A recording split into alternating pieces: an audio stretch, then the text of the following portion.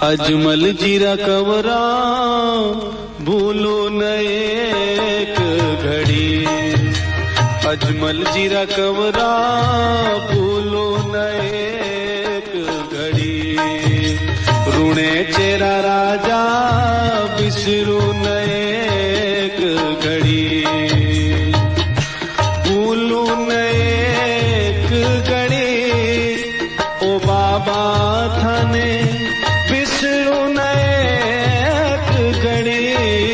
अजमल जीरा कवरा भूलो न एक घड़ी, रूणे चेरा राजा बिसरू न एक घड़ी।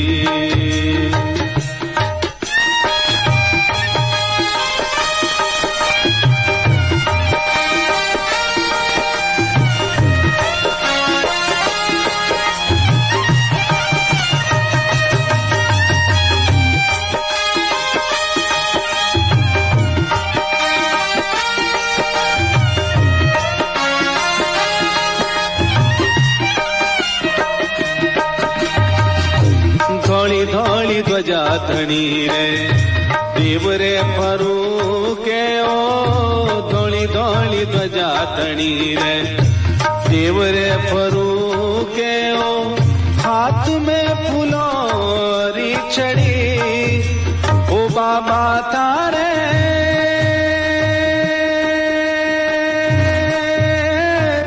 हाथ में फूलोरी छड़ी, अजमल जीरा कवरा भूलो न एक घड़ी, रूणे चेरा राजा बिसरू न एक घड़ी।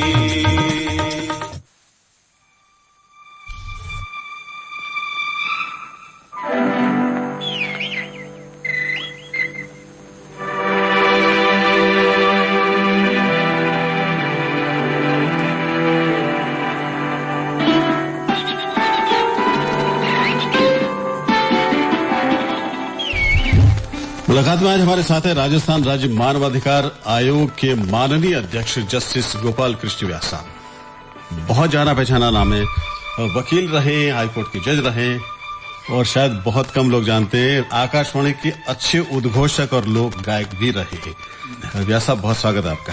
थैंक यू, धन्यवाद आपको। कैसे हैं सर आप? बिल्कुल ठीक हूँ बानू जी। वैसे तो आम दिनों में आपसे मुलाकात करना भी बड़ा मुश्किल काम होता है, आपकी कार्य प्रणाली और आपके कार्य क्षेत्र को देखते हुए बड़ी व्यस्तताएं रहती हैं। व्यस्तताएं तो जिम्मेदारियां तो सबको निभानी पड़ती हैं, आपकी भी व्यस्तताएं रहती हैं। समय ऐसा है जी जहां लोगों को अपनी ड्यूटी को समझना पड़ेगा। पर नहीं जो बात इस जगह है कहीं पर नहीं, दिल कहे रुक जा रे रुक जा यहीं पे कहीं, जो बात इस जगह है कहीं पर नहीं। जी बिल्कुल, वाकई ये एक ऐसा उद्देश्यपरक क्षेत्र है आपका कि दिल कहता है यहाँ रुक जाए, यहीं राहत की सांस मिल सकती है। जो मजलूम है, भुगतभोगी है या प्रताड़ित है, उन लोगों को राहत देने का काम करते हैं आप। राहत देने का काम जहां तक है कि भारत की संसद ने 1993 में एक एक्ट बनाया, ह्यूमन राइट कमीशन एक्ट जो है वो बनाया जी। उसमें हर एक राज्य के अंदर एक ह्यूमन राइट कमीशन की स्थापना गठन किया गया जी। उसमें एक चेयरमैन के पद पर जो है एक अवकाश प्राप्त जो न्यायाधीश होते हैं उनकी नियुक्ति की जाती है और ऐसा कहा जाता है, ऐसा समझा जाता है कि जो लोग छोटे छोटे जिनके समस्याएं हैं, जिनके लिए हर बात के लिए न्यायालय में नहीं जाया जा सकता, लेकिन समस्याएं इतनी है जो सामाजिक तौर पे बहुत ही ऐसी होती, गंभीर होती हैं, उनमें कोई व्यक्ति, कोई अधिकारी अपने कर्तव्य का निर्वहन नहीं कर रहा है। और समस्या जैसे पुलिस है, पुलिस डिपार्टमेंट में अगर किसी के साथ में एट्रोसिटीज होती हैं या किसी व्यक्ति सामाजिक दृष्टि से किसी के साथ में एट्रोसिटी अत्याचार वगैरह होते हैं जी, और वो अगर जाके परिवाद पुलिस के पास ले जाता है और पुलिस उस पर कार्रवाई नहीं करती है तो उस संबंध में वो हमें परिवाद भेज सकता है और हम पुलिस से तथ्यात्मक रिपोर्ट मंगाकर जांच करने के बाद उनको निर्देश दे सकते हैं कि इसमें तुरंत कार्रवाई की जाए। यानी कि पुलिस के ऊपर भी पुलिस है आप एक तरह से, ये हुआ मैं पुलिस के ऊपर पुलिस नहीं कहता, लेकिन हर एक को अनुशासन में रहने की बात जहां तक है, वो मानवाधिकार किसी व्यक्ति के जो बर्थ राइट है, जन्म का अधिकार जिस व्यक्ति को, हमारे संविधान के आर्टिकल 19 और आर्टिकल 21 बहुत इंपॉर्टेंट है। अनुच्छेद 19 में स्वतंत्रता का अधिकार दिया गया है और 21 में जीने का अधिकार दिया गया है। तो हर व्यक्ति को जो जीने का अधिकार है, पानी के संबंध में, अभी जयपुर में मैंने एक देखा कि एक व्यक्ति था जिसको पानी का कनेक्शन इसलिए नहीं दिया जा रहा था कि जिस कॉलोनी में उसने मकान बनाया था वो कॉलोनी जो रेगुलराइज नहीं थी। हमने उसमें ये आदेश किया सुप्रीम कोर्ट के जजमेंट का हवाला देते हुए, पानी एक आवश्यक, मनुष्य के लिए, मानव के लिए आवश्यक चीज है। उसके लिए कनेक्शन नहीं दें, ये किसी तकनीकी कारण के ये नहीं हो सकता। मनुष्य के जीवन के लिए उनको देना पड़ेगा और वो संबंध, जल संबंध उसको मिला। जी, बड़ा अच्छा लगता है ये बातें सुन के कि जहां किसी की सुनवाई नहीं होती या लगता है कि यहाँ बहुत डिले हो रहा है या से बहुत विलंब से कार्रवाई होगी, वो सीधे आप पे आ सकता है। तो हम शुरू से करें कि जो आपका मानवाधिकार आयोग है, उसके मुख्य उद्देश्य और क्षेत्र क्या क्या? हमारा ये मुख्य उद्देश्य यह है कि जो विधि के अनुसार अगर कोई व्यक्ति काम नहीं करता है और एक मानव के जो अधिकार हैं, हर व्यक्ति को जीने का अधिकार है, खाने का, पीने का, विचर करने का अधिकार है, उसको सुरक्षा मिले ये अधिकार है और उसका जीवन सुखमय हो, ये उसका जो अधिकार संविधान के द्वारा दिया गया। प्रजातंत्र में 3 विंग होते हैं जी, व्यवस्थापिका, कार्यपालिका और न्यायपालिका। सब अपना अपना काम करते हैं, लेकिन न्याय प्रक्रिया में आज मुकदमे बहुत ज्यादा हैं। हमारी 15 अगस्त 1947 को हम 35 करोड़ थे जी, आज हम 130 करोड़ है। 2000 साल में अगर हम वहां सिर्फ 35 करोड़ थे, एकदम 130 करोड़ हो गए जी। तो हमारे साधन कम हैं और उन साधनों के अनुरूप कोई जो उनको मिलनी चाहिए उपचार, संवैधानिक उपचार मिलना चाहिए, वो नहीं मिलता है, तो वो हमें अप्रोच कर सकते हैं जी। अच्छा, ये आयोग काम कैसे करता है? आम आदमी अगर आपसे कोई अपनी व्यथा कहना चाहे तो कैसे कह सकता है? देखिए, 2 तरीके हैं जी। एक तो हमारे स्वयं के ऊपर एक जिम्मेदारी है, हम हर बात का प्रसंज्ञान ले सकते हैं। हमारे सदस्यों को, हमें अध्यक्ष को, हमें ये इख्तियार आता है कि हम किसी का भी निरीक्षण कर सकते हैं, हम थाने का निरीक्षण कर सकते हैं। हम कल मैं कारागृह का निरीक्षण करके आया भीलवाड़ा के अंदर जी। उनको खाना से, अगर वो उसके एक मानव के अधिकार हैं, उसने अपराध किया, उसको दंड मिलेगा जी। वो जुडिशियल कस्टडी में रहेगा जी। लेकिन उसको खाने का, उसकी व्यवस्था पूरी हो रही है या नहीं हो रही है, ये देख रहे हैं। तो वहां 365 मैंने इनमेट्स देखे जो अंदर थे, 14 लेडीज भी थी, बच्चे, 1-2 बच्चे के साथ में भी थी। लेकिन हमने सबसे पहले रसोई में जाकर के ये देखा कि उनको खाना कैसे मिलता है। अच्छा, अगर उनको खाना सही नहीं मिलता है तो अंदर वो कैसे जिएंगे? वो यहाँ थोड़ा रोकना चाहूंगा। हाँ। ये खाना कैसे मिलता, क्या आप खुद स्वयं टेस्ट करके देखते हैं? बिल्कुल, मैंने टेस्ट किया। कल जेल के अंदर, सेंट्रल कारागृह में, वहां भीलवाड़ा में जब गया तो अंदर खाना बना। खाना, सबसे बड़ी बात यह है कि पब्लिक एक्सचेकर पे ये बहुत ज्यादा बड़ा खर्चा है, क्योंकि एक जेल के अंदर सरकार, में सैल्यूट करता हूं सरकारों को कि रोजाना 400-500 आदमियों का खाना बनता है वहां पे, और उसकी व्यवस्था करना, और खाना ऐसा हो जो उनको जीने के लिए, हर व्यक्ति के मानव के खाने के लायक। मैंने दाल और रोटी भी खाई और 3 सी की सब्जी थी वो भी खाई, और वो जो खाना बना रहे थे वो आजीवन कारावासी जो थे, उनसे काम लिया जाता है, उनसे उनका वहां मैंने देखा व्यवहार अच्छा है। लेकिन एक बहुत दुख हुआ भानु जी, मैं आपको कहना चाहता हूं, यंग युवा लड़के नार्कोटिक्स के केसेस के अंदर, पॉक्सो के केसेस के अंदर थे। दुख ये हुआ कि आने वाली जनरेशन क्या करेगी, किस ओर जा रही है। ये मानव के दिल पे एक तीर की तरह लगने वाली बात है। तो मैंने उनको एक छोटा सा भाषण भी दिया, लेकिन देना वो सीख शरीर उपजे दिया लगे दांव, ये मारवाड़ी की अपनी कहावत है। हम तो जो व्यक्ति खुद समझेगा उसका ही जीवन अच्छी तरह चलेगा। मैंने उनको कहा, भैया तुम आज यहाँ बैठे हो, तुम्हारे घर पे माँ बाप बैठे हैं, वो क्या सोच रहे होंगे, समाज में उनकी प्रतिष्ठा कितनी कम हो रही है। उन्होंने खूब कुछ तो नीचे मुंह उन्होंने झुका करके बात की। ऐसा लगा कि वो सचमुच गिल्टी हैं, लेकिन क्या करें, आजकल रोजगार की भी कुछ कमी है, इसलिए। अच्छा, आपने वो बात वहां छोड़ी थी कि वहां इतने सारे कैदी थे, फिर आपने खाना टेस्ट किया, फिर आपको क्या महसूस किया? खाना अच्छा था, खाना बनाने वाले भी अच्छे थे और साफ सुथरा था वहां पे, और ऐसा लग रहा था कि जिन कैदियों को ये था कि अब तो हमें यही रहना है, तो वो पूरी लगन से वहां काम कर रहे थे। रोटी जो बेल रहे थे, 10-15 बैठे हुए थे, रोटी बेल रहे थे, और उनका व्यवहार भी बहुत अच्छा था। कुछ गंभीर अपराध करने वाले लोग होते हैं इसमें, लेकिन उनके साथ भी अगर मानवता के रूप में व्यवहार किया जाए तो हो सकता है सुधारात्मक रवैया अपनाने से वो सुधर जाए और अपना जीवन आगे चला सके। अच्छा, क्या ये आप अपनी टिप्पणी या सुझाव भी दे सकते हैं कि इनके व्यवहार में ऐसा बदलाव करने के लिए आप ऐसा काम कीजिए या मतलब ये बिल्कुल, हम ये तो हमारा मानवता से संबंधित हमारा कोई जुरिस्डिक्शन नहीं है। पूरे राजस्थान के अंदर हम कहीं पे भी जा सकते हैं, हमारी कोई सीमाएं नहीं है, लेकिन हमारी भी कुछ सेल्फ सीमाएं हैं। हम एडजुडिकेशन नहीं कर सकते। किसी को सजा देने का काम न्यायालय जाने, साक्ष्य के आधार पे उसका साक्ष्य का अवलोकन करके वो करे, न्यायालय करे। हम हमारी कितनी लिमिटेशन है, हमारी सीमाएं क्या है, उसमें रहकर काम करते हैं। मानव के जीवन को चलाने के लिए, मानव के लिए क्या आवश्यकता है, इन बातों को हम देख सकते हैं, अधिकारियों को निर्देश दे सकते हैं और हमारी अनुशंसा होती है। हम सरकार को अनुशंसा करते हैं। जी, यानी कि संवेदनाओं और कानून का मिश्रित रूप है ये मानवाधिकार आयोग। हाँ, ये आवश्यक इसलिए है कि हर बात के लिए न्यायालय में नहीं जाया जा सकता। हर बात के लिए छोटी छोटी, अब आप देखो एक बच्ची, उसने हमारे यहाँ एक केस किया। जब मैं स्कूल जाती हूँ तो स्कूल के अंदर रास्ते के अंदर जो है कुछ व्यक्तियां कसते हैं लोग। मैंने इस छोटी सी बात के लिए मैंने पिताजी माताजी को भी कहा, उन्होंने भी जाके लेकिन ये ऑफेंस क्या है, ये ऑफेंस उसको एक सुरक्षा उसको प्रदान करनी है। तो उसके संबंध में हमने तुरंत नोटिस जारी किया। नोटिस जारी करने के बाद में संबंधित थाना प्रभारी को जब वो हमारे सामने तथ्यात्मक रिपोर्ट लेके आया तो उसने सबसे पहले आते ही कहा कि हमने कार्रवाई कर दी है, जो जो तथ्य उसने लिखे हैं उसको सुरक्षात्मक। तो एक सिर्फ एप्लीकेशन में हमारे नोटिस, तथ्यात्मक रिपोर्ट जांच करने का कहने के ऊपर भी लोग काम करते हैं। अच्छा, आम आदमी को शिकायत करना चाहे या आपको अपने दुख या व्यथा कहना चाहे तो कैसे कह सकता है? हाँ, वो हमने आईडी, हमारे यहाँ एक आईडी है हमारी, जिसमें वेबसाइट पे अपनी इन्फॉर्मेशन वो कंप्लेंट भेज सकता है और उस कंप्लेंट पे उसको वहां आने की कोई जरूरत नहीं।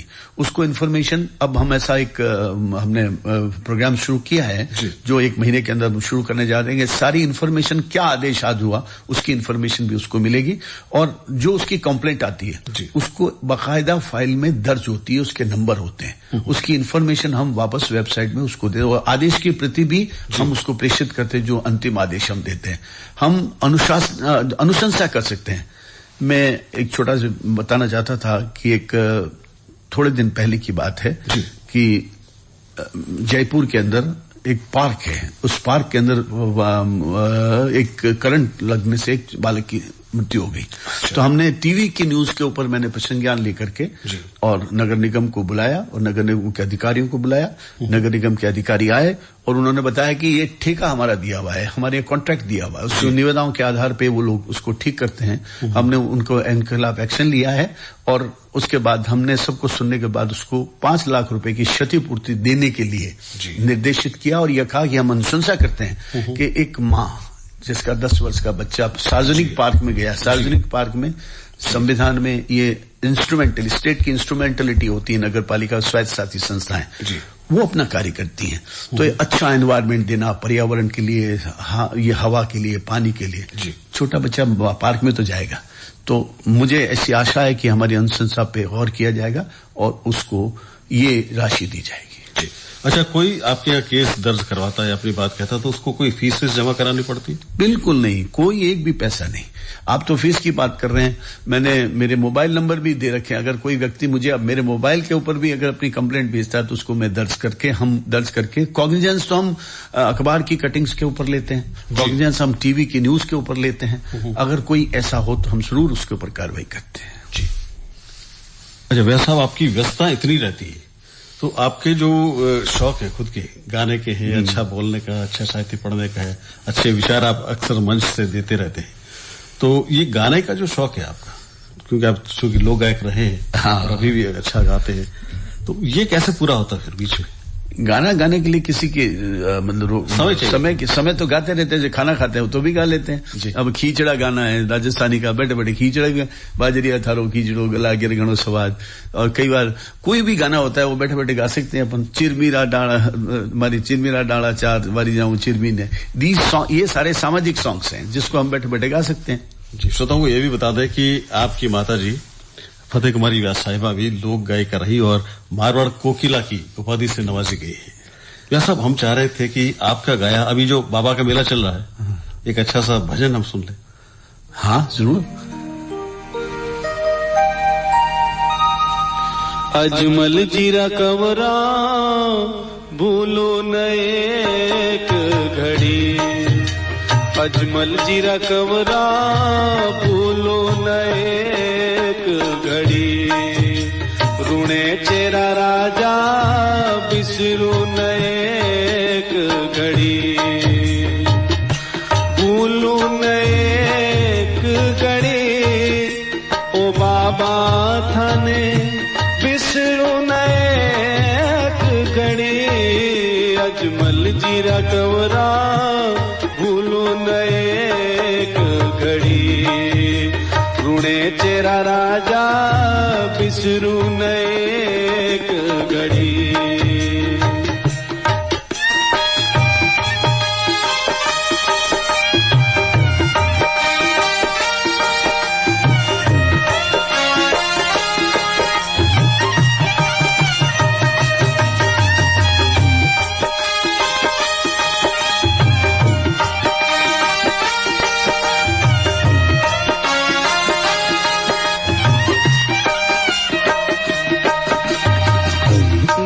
धौली ध्वजा धनी रे देवरे फरू के ओ धौली धौली ध्वजा धनी रे देवरे फरू के ओ हाथ में फूलोरी छड़ी ओ बाबा तारे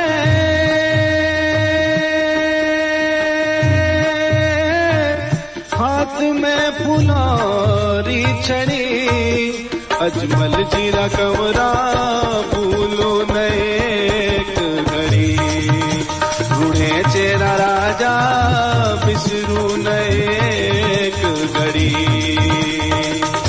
भूलो न एक घड़ी ओ बाबा थाने बिसरू न एक घड़ी अजमल जीरा कमरा भूलो न चेरा राजा बिसरू नए। यह सब बहुत अच्छा गाते हैं, सब मेरी माँ का दिया हुआ है जी। लेकिन ये कहते हैं कि संगीत तो एक ऐसी विधा है कि इसको बीच में अगर छोड़ दिया या रियाज नहीं हुआ तो फिर गायकी वैसी नहीं रहती। खाना खाना छोड़ सकता हूँ, गाना नहीं छोड़ सकता। ये मेरा मन जो है ना, मैं रोजाना सुबह एक गाना गाता ही हूँ डेली, और हनुमान चालीसा तो मैं 7 बार रोजाना बोलता हूँ, हमेशा रोजाना। हनुमान चालीसा भी कंठस्थ है। अच्छा, वैसे आप कविता भी बड़ी अच्छी लिखते हैं। हाँ, और हमने ये सुना कि मानवाधिकार पे ही आपने कविता लिखी है। मैंने कविताएं एक नहीं, मैं तो बुक भी अभी मैं सोच रहा हूँ कि मैंने कम से कम 200 कविताएं लिख दी हैं अभी तक, और उसकी शायद उसका पब्लिकेशन भी अब शीघ्र हो जाएगा। लेकिन अभी जो मानवाधिकार आयोग के ऊपर जो मैंने लिखी है कविता जी, उसके बारे में मैं आपको जरूर थोड़ा सा बता सकता हूं कि वो कैसी कविता है। और हम चाहते हैं सर कि आप मानवाधिकार आयोग की जो 1 मिनट में आपको, क्योंकि एकदम तो रटी हुई नहीं है, आराम से आप बता सकते हैं, इसको बता सकता हूं जी। तो इसके लिए रोजाना हमने समय भी निकालना होता है, फिर समय ही अपने पास समय तो समय ही है। समय आना तो कोई ऐसी बात नहीं, लेकिन मानवाधिकार आयोग में मेरा सेल्फ सेटिस्फेक्शन है। मुझे कुछ भी करने का मौका मिलता है तो मैं कुछ ये सोचता हूँ कि मानव के लिए कुछ किया जाए, क्योंकि कर लिया जिंदगी के अंदर, 25 साल वकालत कर ली, 13 साल जज रह गए, सब कुछ कर लिया। लेकिन अभी जो काम मिला हुआ है ये मेरे मन का काम है। तो ये जो मैंने कविता लिखी है ज्यादा बड़ी नहीं है, छोटी सी कविता है, उसको आपको मैं सुना देता हूँ। तो मतलब यहाँ आप जब जज रहे, जोधपुर में न्यायाधीश रहे, तब भी आपके मुकदमे अक्सर चर्चाओं में रहते थे, गरीबों के हित के लिए बड़े अच्छे फैसले आपके रहे हैं। फैसले तो अब जो जैसी एविडेंस आती है उसके ऊपर करे, फैसला लिखना नहीं लिखना ये तो एक कर्तव्य होता है, क्योंकि उसके लिए तो हर एक की ड्यूटी होती है। लेकिन फिर भी जो मैंने लिखा है वो मैं आपसे करता हूं। मानव हूं कहना कहाँ जरूरी है, मानव हूं कहना कहाँ जरूरी है, अपनी वाणी और कर्म से सम्मान देना जरूरी है, अपनी वाणी और कर्म से सम्मान देना जरूरी है। मानवता की अनदेखी से बढ़ जाती है जीवन की दूरी, मानवता की अनदेखी से बढ़ जाती है जीवन की दूरी। कृत्य मानवी, कर्म मानवी, श्रम मानवी, शर्म मानवी, हित मानवी, कृत मानवी, सत मानवी, पथ मानवी, मानव के अधिकार मानवी, इनकी पूजा करने से भगवान खुशी बरसाएंगे। हुनर हुआ अगर मानव हित, आयोग तो कलम चलाएगा, हनन हुआ अगर मानव हित, आयोग तो कलम चलाएगा, सुरक्षित करने अधिकारों को सुदर्शन चक्र चलाएगा। कोई वर्ग नहीं, कोई भेद नहीं, जब सम रहे सबका व्यवहार, अधिकारों की रक्षा होने से होगा सबका सपना साकार। बहुजन हिताय बहुजन सुखाय, ये मूल मंत्र सबका हथियार। क्या बात। ये मैंने एक छोटी सी कविता लिखी थी और ज्यादा से ज्यादा रेडियो को भी आपने जोड़ दिया। रेडियो तो जरूरी है, सुखाई ये तो जरूरी है, आकाशवाणी तो रग रग में बसा है। यही बात है। अच्छा, आपके क्षेत्र में नागरिक है, राजनीतिक क्षेत्र है, आर्थिक, सामाजिक, सांस्कृतिक और हिरासत में मौतों को लेकर भी आपका क्षेत्र इसमें काम करता है, या सुधार गृहों को भी देखता है, जेल में सुधार कैसे हो। साथ में जो आए दिन गांव में सुनते हैं कि समाज से बहिष्कृत कर दिया उसको, उसमें भी करते हैं, उसमें भी आपका दखल रहता है। बिल्कुल। और एक क्षेत्र हमने पहली बार मैंने सुना कि सांस्कृतिक जो अधिकार होते हैं वो भी रहने, उसकी रक्षा भी आप कर पाते हैं। अब अधिकार की जहां बात आती है उसमें कोई बैरियर नहीं होता जी। मैं यहां कहना चाहूंगा ये राजनीतिक बात है, इसको हटा दें आप, क्यों हमारा राजनीति से कोई लेना है। जी जी बिल्कुल। क्योंकि राजनीति जो है वो राजनीति एक अलग परिप्रेक्ष्य है जी। और बाकी समाज के अन्य क्षेत्र जितने हैं उसमें वो सारे बातें वो हमारे अधिकार क्षेत्र में आती हैं। और सांस्कृतिक तो है ही, हमारी संस्कृति अगर बरकरार रहेगी तो मानव रहेगा, और मानव रहेगा। हमारे कोई पहनावा है, उस पहनावा को कहते हैं साहब ये साफा नहीं लगा सकता, उसका हित है, उसको साफा लगा सकता है। कोई ना मैं पगड़ी लगाऊंगा, पगड़ी लगाएगा।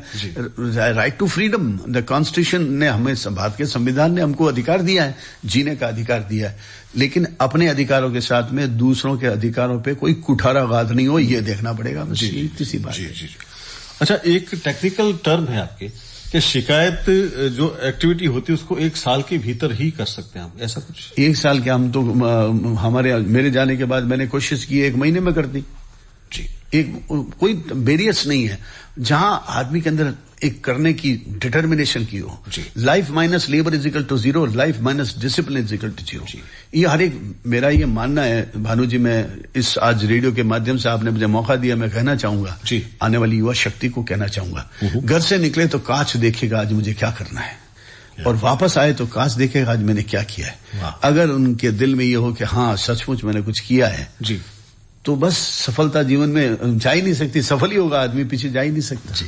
अच्छा, कोई शिकायत करे जिसके साथ अगर अभी दुर्व्यवहार हुआ है, जैसे आज की तारीख में हुआ, तो वो शिकायत क्या 1.5 साल बाद भी कर सकता है?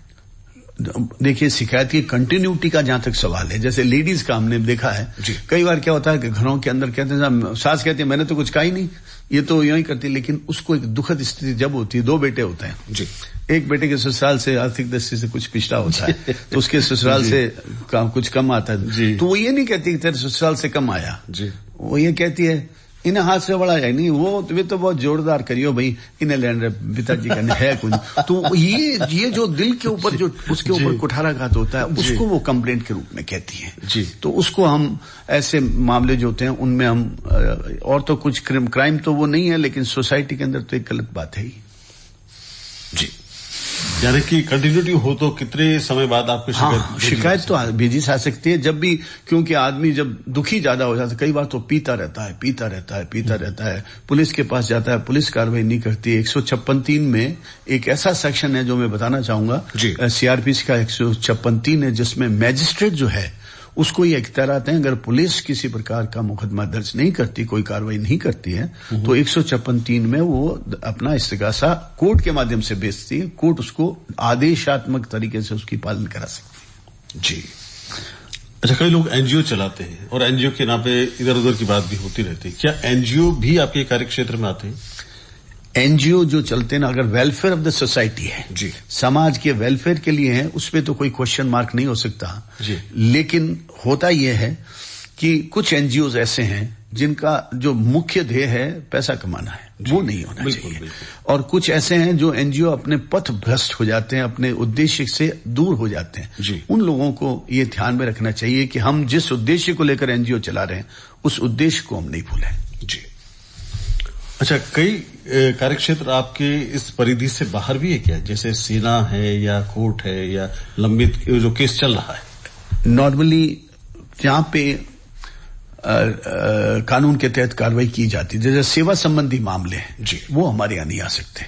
पेंशन आती है, रिटायरमेंट के बाद में अगर किसी की पेंशन नहीं मिलती है, किसी की ग्रेच्युटी नहीं मिलती है, और उसका अगर कोई उसका अधिकार के ऊपर या कोई नियमों के अनुसार उसका एंटाइटलमेंट नहीं है, उसके लिए तो उसको न्यायालय में जाना पड़ेगा। अच्छा। लेकिन उसमें डिले किया जा रहा है, आगे उसको अननेसेसरी उसमें देरी की जा रही है, तो वो हमको अपना कंप्लेंट भेज सकता है और उसमें हम आदेश करते हैं और मिलता है।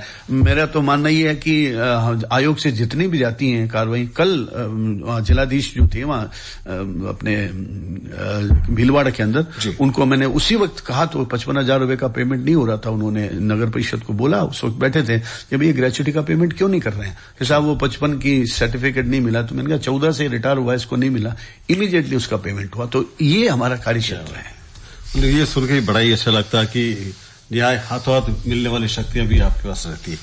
अच्छा, जो आयोग है आपका, ये हमने सुना वाकई विस्तार से, तो आप बता पाएंगे कि इस लोगों में जागरूकता फैलाने का काम भी किया जाता है? जागरूकता फैलाने का जहां तक क्वेश्चन ही है, लोग अपने अधिकारों से वंचित न हो, ये उनको जानकारी मिले। हर एक व्यक्ति को ये पता नहीं कि मेरे फंडामेंटल राइट क्या है, मेरे बर्थ राइट क्या है, मेरे मानवाधिकार क्या है। उन अधिकारों के लिए, जैसे एक पार्क है, उसकी रिपेयरिंग बिल्कुल नहीं करते, नगर निगम वाले ठीक नहीं करते हैं, कचरा लाके डालते हैं, चारों तरफ कचरा ही कचरा डाला हुआ है, तो उसको सफाई करने के लिए भी नागरिक अपनी दरख्वास्त हमारे यहाँ दे सकता है। और अभी एक मामला जो आया है वहां का चूरू साइड का एक मामला, प्रकरण बहुत पुराना चल रहा था, जिसके अंदर बिल्कुल बीचों बीच में, शहर के बीचों बीच में ऐसी कारखाने चल रहे थे, उन कारखानों में प्रदूषित हो रहा था सारा। हमने आदेश किया और उसको तुरंत हटाया गया। जी, गांव की जो प्रथा है, कई बार उससे बड़ी तकलीफ होती है सुन के। एक तो बाल विवाह को लेकर है और दूसरा होता है कि इसको जाति से बाहर किया जाता है।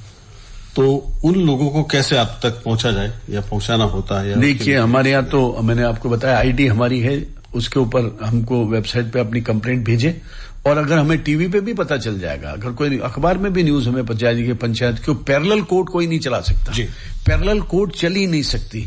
अदालतों का काम अदालतें करेंगी। इस देश में एक ही कानून है, उसी एक ही कानून में अदालतें हैं, वो फैसला करती हैं। लेकिन कोई कहे साहब हम पंच हैं, हम ये फैसला करेंगे, वो मान्य नहीं है। अब कई बार छूटापा कहते हैं, साहब छूटापा कर दिया, तो वैलिड तलाक नहीं है। अगर कोई डाइवोर्सी अपनी अपॉइंटमेंट के लिए जाती है, कहती है साहब मेरा छुटापा हो गया, मैं अलग हो गई, वो वैलिड नहीं, एक्सेप्टेबल नहीं है। उसके लिए तो एक वैलिड डिग्री हिंदू लॉ के अंदर उसको कोर्ट से ऑब्टेन करके ही पेश किया जा सकता है। जी, मतलब इस तरह की अगर कहीं व्यथाएं होती, दुख होता, तो सीधे आप तक आ सकता है और उसको न्याय मिल सकता है। खूब आए, बाड़मेर के भी 2-3 केसेस ऐसे आए, नोटिस जाने के बाद में पुलिस ने कार्रवाई की, उनके खिलाफ मुकदमा दर्ज किया। सब लोगों के खिलाफ जो ये जाति पंच वाले थे, उनके खिलाफ मुकदमा दर्ज किया उन्होंने कि ये you have no right to do so. जी, उनको कोई अधिकार नहीं है, कोई अधिकार नहीं। जी, जैसा हम चाह रहे हैं कि समय थोड़ा अपनी आगे बढ़ रहा है, एक छोटा सा भजन आपके खुद के अभी स्टूडियो में गाया हम सुनना चाह रहे हैं, जो बड़ा ही मकबूल भी है, लोकप्रिय भी है। मेरे मन का भजन है, जो मैं रोजाना एक बार गाता हूँ। जी, घनश्याम जी का भजन है, मुरली वाले का भजन है। बिल्कुल। तो क्यों मुरली वाले से मिला है कि मुरलीधर जी पुरोहित मामा जी, उनकी विशेष कृपा से मैं इस दुनिया में एक अच्छा वकील बन सका हूं। तो उनके ऊपर मैं उनको आज परसों उनकी पुण्यतिथि भी है, तो मैं उनको एक ये नजर कर रहा हूं भजन। जी जी।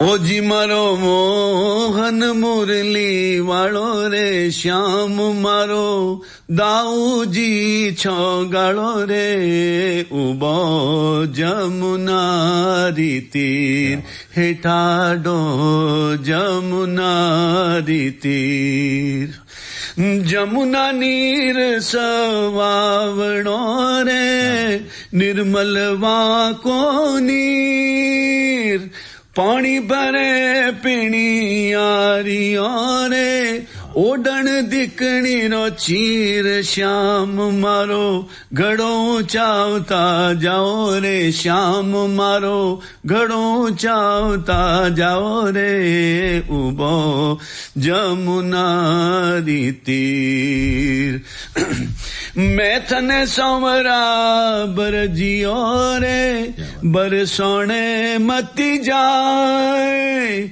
बरसोने री गुजरी रे, राखेला बिलमाए श्याम थोने बरज बरज ने हारियो श्याम थोने बरज बरज ने हारियो उबो जमुना री तीर ओ जी मारो मोहन मुरली वालो रे श्याम मारो दाऊ जी छो गालो रे उबो जमुना। क्या बात है, क्या बात है। बिल्कुल एक बार गीत तो लगा के हम किसी ये अपने मंदिर में, चौपासी मंदिर में या दाऊ जी के मंदिर में बैठे, अच्छा लग रहा है। और ये जान के कि आज भी आपकी आवाज में कितनी ताजगी है और हमेशा आप गाते हैं तो रियाज तो होता ही है। ये तो मंदिर है आकाशवाणी तो जी। रोजाना सुबह आप हमें सुनाते रहते हैं, रामायण सुनाते रहते हैं, रोजाना सुनते हैं। हमारे पिताजी तो आपके रेगुलर लिसनर थे। बिल्कुल, और उनकी चिट्ठियां हमें हमेशा मार्ग बताती रहती थी कि आज क्या क्या ठीक नहीं और क्या ठीक होना चाहिए। सर चलते चलते 2-3 बातें और है। जो आयोग की जांच एजेंसियां भी बिल्कुल अलग होती है आपकी। हमारे यहाँ एडीजी रैंक है, बहुत सीनियर ऑफिसर लगे हुए हैं। अभी भी हमारे विशाखा माथुर जो है वो एडीजी सुपर टाइम स्केल की है, वो हमारे यहाँ लगी हुई है।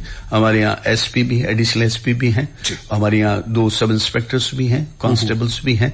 अगर कोई हमें जांच, जो पुलिस की जांच आती है उसमें हमें संशय हो कि ये सही नहीं है, सत्यता को हमारे सामने नहीं आई है, तो हम आदेश करके उसकी इंक्वायरी हमारे लेवल पे करवाते हैं। और अभी वर्तमान में एक केस ऐसा आया जिसका नाम मैं नहीं बोलूंगा आपको, क्योंकि वो प्रकरण जो है हो सकता है कि उसको आगे चैलेंज किया जाए।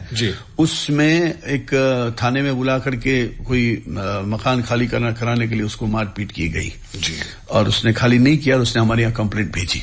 तो उस कंप्लेंट के ऊपर जो हमने नोटिस जारी किया, तथ्यात्मक रिपोर्ट मंगाई, तो उसमें तो वो सही बात उन्होंने बताई नहीं।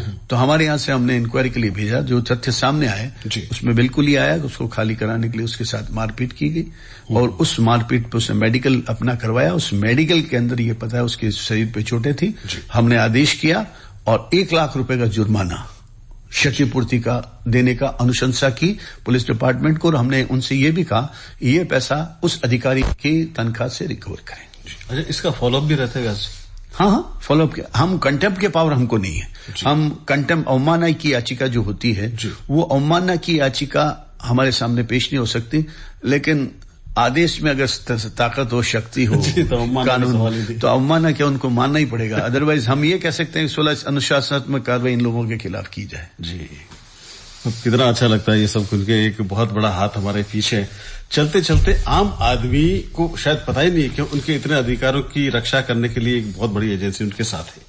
तो चलते चलते क्या कहना चाहेंगे आम आदमी को मानवाधिकार आयोग को लेकर? मैं कंप्लेंट से पहले तो मानव सब लोगों से ये निवेदन करना चाहता हूं कि अपने अधिकारों का उपयोग करो, लेकिन दूसरों के अधिकारों का भी ख्याल रखो। और अधिकारियों से भी ये कहना चाहूंगा कि अगर किसी व्यक्ति का लीगल एंटाइटलमेंट है, जैसे बिजली का, पानी का, किसी की जमीन का, किसी अतिक्रमण का, किसी प्रकार की शिकायत आपके पास आती है, तो उसका तुरंत निवारण करें। क्योंकि राज्य सरकार तो जो एजेंसियां बिठा रखी हैं, उनको ये कर्तव्य उनके ऊपर है कि वो उनका काम करे लीगल, कानून की परिधि में, नियमों की परिधि में वो काम करे। और अगर वो ऐसा नहीं करते हैं तो इस तरह के विवाद उत्पन्न होते हैं और उन विवादों के अंदर फिर अदालतें होती हैं, मानवाधिकार आयोग आता है, फिर सारी एजेंसीज आती हैं। लेकिन हम कल्पना ये करना चाहेंगे कि आने वाले समय में मानव के अधिकारों की रक्षा हो और हम भी कुछ थोड़ा सा कर सकें तो हम करें। अच्छा लगता है व्यास जी, आपके वहां बैठने पर भी हमें गर्व होता है कि हाँ, हमारे एक जोधपुर का एक ऐसा व्यक्ति, ऐसी शख्सियत वहां बैठी जो मानव अधिकार की रक्षा कर रही है। श्रोताओं, आपको बता दें कि एक वकील, एक जज, उद्घोषक, लोक गायक और अभी राजस्थान राज्य मानवाधिकार आयोग के माननीय अध्यक्ष जस्टिस गोपाल कृष्ण व्यास साहब हमारे संग हैं। एक बात मैं कहना चाहूंगा, अभी कोरोना में जिस तरीके से सरकारों ने काम किया है, वैक्सीन्स का काम किया है, एनजीओस ने काम किया है, सरकारी अधिकारियों ने काम किया है, पुलिस ने काम किया है, आप लोगों ने काम किया है, सब लोगों ने मिलकर एक ऐसी विभीषिका जो आई है उसको हम उस पे मतलब जीत हासिल कह सकते हैं। जितनी कैजुअलिटीज हो सकती थी हमने उसको बचाया।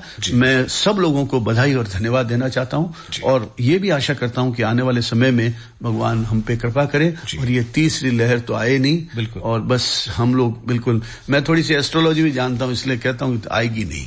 बस जब आपने कह दिया तो नहीं आएगी। और एक जिस कुर्सी पे आप विराजमान हैं वहां बैठकर तो वही वाक्य निकलता है जो ईश्वर बुलवाता है।